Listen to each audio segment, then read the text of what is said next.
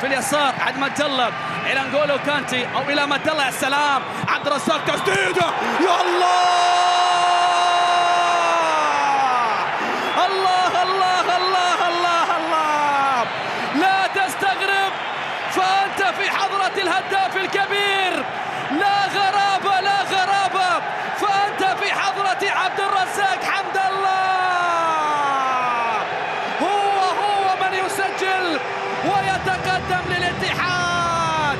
يا هي كورة يا عبد الرزاق، يا هي تسديده، يا هي نظرة. شوف عبد الرزاق مد الله في الأولى والتمريرة. شوف النظرة، استلام، هوب هوب هوب على طول. يا فنان يا فنان يا عبد الرزاق.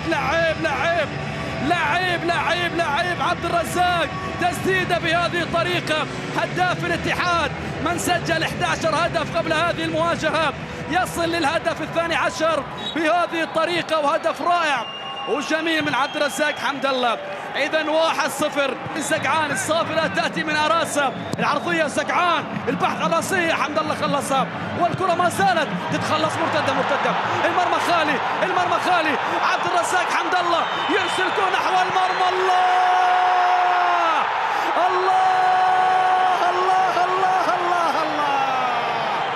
يا أصفر اللون. سلام. الاتحاد هو أجمل كلام.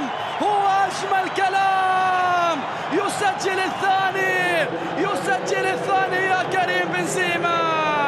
لا جديد هو من يسجل ويعلم الطريق. لا جديد هو من يسجل ويعلم الطريق يا أصفر اللون. شوف عبد الرزاق الكرة الخاطئة، المرمى كان خالي. هذه إلا المرتدة. عبد الرزاق شوف النظرة، شوف التسديدة، شوف التنفيذ الرائع، وضعها في الشباك. وبالتالي هو الهداف.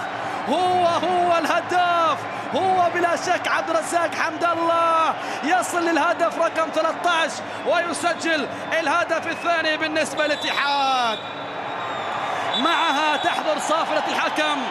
أراسة تعلن نهاية أحداث ومجريات هذا اللقاء بانتصار الاتحاد.